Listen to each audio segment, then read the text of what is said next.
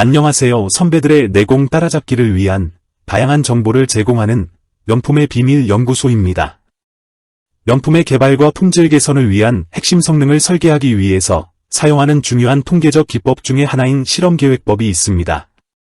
실험계획법은 원하는 결과를 얻기 위해 실험을 계획, 수행, 분석, 해석하는 통계학의 응용 분야입니다. 또한 시간과 비용이 들어가는 실제 실험이라는 입장으로 생각해 볼 때에 실험계획법을 통하여 적은 수의 실험으로 최대의 효과를 얻기 위해 교락이라는 주제를 고려합니다. 실험계획법에서 교락이란 두 요인의 효과가 섞여 있어 구분할 수 없는 현상을 말합니다. 오늘은 통계적으로 교락이란 어떤 의미를 가지고 있는지, 그리고 그 개념이 실험계획법에 어떻게 활용되는지 완벽하게 이해할 수 있도록 알기 쉽게 설명해 드리겠습니다. 교락에 대한 정의를 다루기 전에 이해를 돕기 위한 잘 알려진 사례로부터 시작해 보겠습니다. 여러분은 특정 날짜에 너무나 많은 사람들이 왜 일광화상으로 병원 응급실을 찾아왔는지를 알아내려는 의사라고 가정해 보겠습니다. 너무 많은 사람들이 일광화상을 위해 병원을 방문하므로 스스로에게 물어볼 첫 번째 질문은 이러한 일광화상 증상을 일으키는 원인이 무엇인가 하는 것입니다. 응급실에서도 같은 날 아이스크림 판매량이 늘었다는 사실을 발견했는데 지금은 말도 안 되는 소리 같지만 특정 날짜의 아이스크림 판매량과 응급실을 방문한 일광화상 환자 건수 사이에는 강력한 연관성이 있을 것입니다. 사실 일광화상에 영향을 미치는 것은 아이스크림 판매가 아닙니다. 하지만 어렵지 않게 햇빛 노출이라고 부를 수 있는 추가 변수가 있음을 찾아낼 수 있습니다. 이런 경우에 아이스크림 판매량이라는 교락인자가 종속 변수인 일광화상 건수와 독립변수 햇빛 노출 모두에 영향을 미쳐 일광화상 건수와 아이스크림 판매량 사이에 잘못된 연관성을 유발하고 있다고 말합니다. 따라서 이 교락인자를 실제로 무시하면 무엇이 문제인지 확실히 알 수 있을 것입니다. 아이스크림 판매량과 일광화상 건수 사이의 허위 연관성은 햇빛 노출이라는 인자가 관심 있는 두 변수 사이에서 일종의 관계의 끈을 뒤에서 당김으로 인해 발생합니다. 교락의 의미를 이해할 수 있는 또 다른 사례로 공중보건 문제에서 도시의 밀도가 심혈관 질환 발병에 미치는 영향을 조사한 여러 연구가 있었습니다.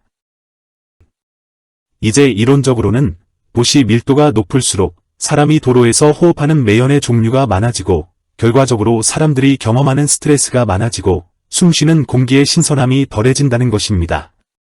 이런 상황의 결과로서 여러분은 이러한 모든 요인이 심혈관 질환의 양을 증가시킬 것이라고 생각할 것입니다. 그러나 이러한 연구는 실제로 그 반대이며 도시 밀도가 높은 환경에 사는 사람들은 심혈관 질환의 발병률이 낮은 경향이 있다는 사실을 발견하는 경향이 있습니다. 이 경우 우리는 다음의 가능성을 고려해야 합니다. 이러한 관찰된 관계의 원인이 될 수 있는 요인은 사회경제적 지위와 같은 교락인자이며 오랜 기간 동안 더 높은 사회경제적 지위를 가진 사람들이 도시 중심부에 모이는 경향이 있었습니다. 또한 더 높은 사회경제적 지위를 가진 사람들이 건강에 더 유념하여 생활하는 경향이 있다는 것을 알고 있습니다. 도시 밀도와 심혈관 질환 사이의 관계를 잡아당기는 것과 같은 교락인자가 발견된다면 이를 염두에 두고 분석이나 연구를 수행해야 합니다. 실험계획법에서 교락이란 통계적 교락의 개념을 역으로 활용하여 인자의 단독 효과를 알 수 없는 교락 상태를 이용하여 실험 횟수를 줄이는 데 활용하는 방법론입니다. 예를 들어 A, B, C라는 세 개의 변수가 있고 이 세 변수의 수준이 각각 -1과 +1이라고 하고 이를 완전 배치 조건으로 실험 배열을 하게 되면 다음과 같은 총 8개의 조합으로 표현할 수 있습니다. 즉, 반복 없이 실험을 하게 되면 표와 같은 조건으로 최소한 8번의 실험을 해야 하며 만약 동일 조건에서 2번씩 실험을 하게 되면 실험의 수는 총 16회가 됩니다.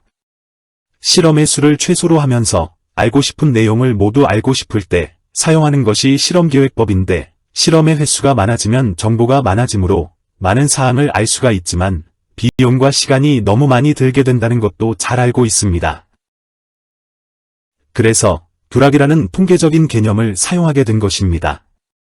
교락이라는 것은 실험의 수를 줄이는 대신 얻을 수 있는 정보는 좀 손해를 보겠다는 것입니다. 여기서 독립변수가 3개인 경우 교호작용항을 알아보면 A, B, AC, BC, ABC와 같이 정의됩니다. 이때 고차의 교호작용 ABC는 실제로 큰 도움이 안 되는 경우가 많기 때문에 이 부분에서 얻을 수 있는 정보는 빼고 실험을 하고자 할 때 교락이라는 개념이 나오는 것입니다.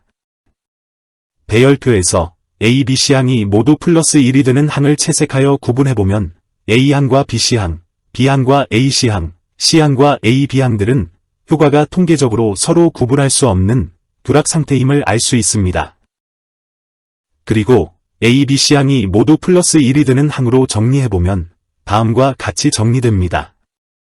그런데 배열표에서 살펴보면 A항과 BC항, B항과 AC항, C항과 AB항에 대하여 통계적으로 계산을 해보면 짝을 지은 두 가지 조건의 효과가 통계적인 공식상 값이 같게 나오게 됨을 알 수 있습니다. 그러므로 이 세 가지 조건의 경우 서로 결과값이 같게 되어서 서로 간의 효과를 구분할 수 없게 되는 상태인 교락되어 있다고 말합니다. 결과적으로 다음과 같이 교락된 2차항을 제외한 부분 배치에 의한 4번의 실험으로 3개 인자의 주요 과만의 분석이 가능해지는 것입니다. 분석을 하는 동안 교락 상태는 발생하지 않는 것이 좋습니다. 그렇지만 교락을 시켜 실험 횟수를 줄일 수 있으므로 스크리닝 실험을 할 때 적용하면 효율적입니다. 오늘은 통계적으로 교락이란 어떤 의미를 가지고 있는지, 그리고 그 개념이 실험계획법에 어떻게 활용되는지 완벽하게 이해할 수 있도록 설명드렸습니다. 오늘 내용이 명품을 기획하고 계신 여러분께 도움이 되셨다면 구독, 좋아요 버튼을 꼭 눌러주시고 알람 설정도 부탁드립니다. 직장 선배들의 내공을 따라잡을 수 있는 더욱 좋은 명품의 비밀 에피소드로 보답하겠습니다. 지금까지 시청해주셔서 감사합니다.